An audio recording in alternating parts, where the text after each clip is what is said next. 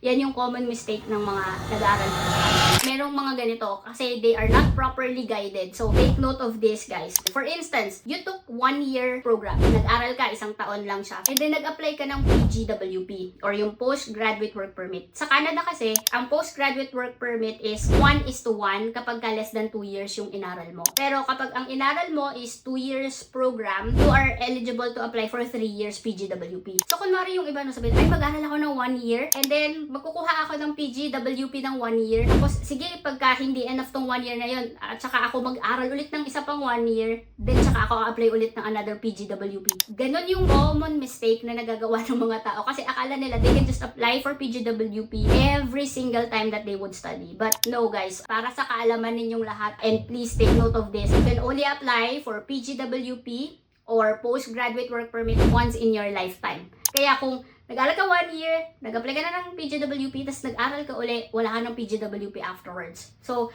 yung mga iba, hindi kasi sila nag-guide properly. Kaya meron tinatawag na program na 1+1 program. So, you study 1 year, kunwari lang let's say project management, 1-year program, and then you get supply chain management, pinagsama mo siya, equivalent nun 2 years. Then, because it's 2 years, you can now apply or you will be eligible to apply for 3 years Postgraduate Work Permit or PGWP. So, tandaan nyo yan guys ha, huwag kayong magkakamali dyan kasi yan yung common mistake ng mga nag-aaral dito sa Canada.